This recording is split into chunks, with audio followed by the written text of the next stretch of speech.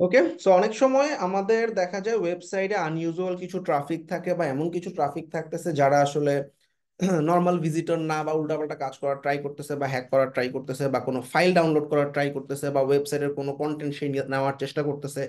এই সমস্ত কেসে আমরা ভিজিটর মনিটরিং করতে পারবো, পাশাপাশি আইপি ব্লক করতে পারবো। তাহলে ভিজিটর মনিটরিং করার জন্য ম্যাট্রিক্সের নিচে ভিজিটর নামে একটা অপশন দেখা যাচ্ছে। এই ভিজিটরে আমার ওয়েবসাইটে থাকা সবগুলা ওয়েবসাইট, মানে সাবডোমেইন হোক, ডাইরেক্টরি হোক, ওয়েবসাইট সবগুলো দেখা যাচ্ছে। ওকে, তো আমরা এই যে ফ্রিল্যান্সার পলব, এই ওয়েবসাইটটাতে আমি আসলে মনিটরিং করতে চাচ্ছি। তো এটার পাশ দিয়ে যে সার্চ আইকন আছে, এখানে ক্লিক করলাম বা ভিউ করলাম। তো এখন আমরা দেখতেছি বিভিন্ন আইপি থেকে মানুষজন ভিজিট করতেছে। এবং এখানে আসলে আনইউজুয়াল অ্যাক্টিভিটি কিভাবে বোঝা যাবে, যখন কোনো একটা ওয়েবসাইটে আমরা ভিজিট করতে যাচ্ছি, ধরা যাক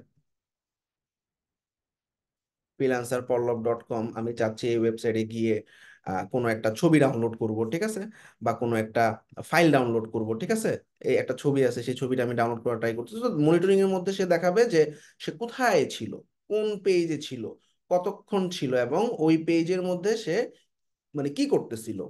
তো আমরা দেখতে পাচ্ছি প্রথমেই সাইজ, অর্থাৎ সে আসলে কত বাইট নষ্ট করছে ওই পেজে এসে।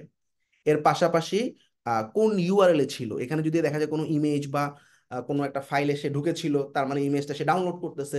এই সমস্ত কেসে আমরা এভাবে মনিটরিং করতে পারবো। এবং হাতের বাম দিকে দেখা যাচ্ছে বিভিন্ন আইপি গুলো দেখা যাচ্ছে, অর্থাৎ বিভিন্ন মানুষজন, এই যে এটা হোম পেজে ভিজিট করছে, ঠিক আছে। তো বিভিন্ন মানুষজন কোন আইপিতে ভিজিট করছে, কোন ব্রাউজার থেকে ভিজিট করছে, সি প্যানেলে ভিজিট করছে, ব্রাউজার থেকে ভিজিট করছে, অর্থাৎ মানে এজেন্টটা কি ছিল। তো ধরা যাক এখান থেকে আমার কাছে মনে হচ্ছে যে কোনো একটা ফাইল সে ডাউনলোড করার ট্রাই করতেছে বা এরকম কিছু, তখন আমরা এই আইপিটাকে ধরে নিচ্ছি যে এটা একটা সমস্যাযুক্ত আইপি। যেমন আমরা দেখতেছি এখানে 165, 165, 165-র অনেক অ্যাক্টিভিটি আছে। তো এরকম যদি সন্দেহজনক কোনো আইপি থাকে, সেই আইপিটাকে কিভাবে ব্লক করব, এই আইপিটাকে আমি কপি করে নিলাম। কপি করার পর আমি আমাদের সি প্যানেলে আবার যাব। সি প্যানেলে যাওয়ার পর একটু নিচের দিকে নামলেই আমরা দেখব আমাদের আইপি ব্লকার নামে একটা অপশন আছে সিকিউরিটিতে।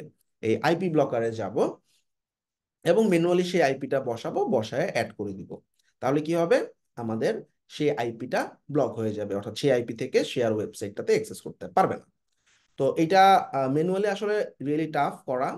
তারপরও আসলে আমরা সি প্যানেলে যদি আসলে প্রত্যেক সপ্তাহে বা কিছুদিন পর পর কিছু মনিটরিং করি বা আনইউজুয়াল অ্যাক্টিভিটি দেখি, বা অনেক সময় দেখা যায় বিভিন্ন ফর্মের মধ্যে বিভিন্ন ধরনের ভার্নাবিলিটি অ্যাপ্লাই করা হয়, দেখা যায় যে ফাইল আপলোড ভার্নাবিলিটি খুবই ইম্পর্টেন্ট একটা ব্যাপার, দেখা যায় কোনো একটা ফাইল ইনজেক্ট করার ট্রাই করতেছে, সেক্ষেত্রে কিন্তু আমরা এই আইপির অ্যাক্টিভিটি গুলো দেখেই বুঝতে পারবো এবং সেই আইপি গুলো ব্লক করে রাখতে পারবো। Thank you.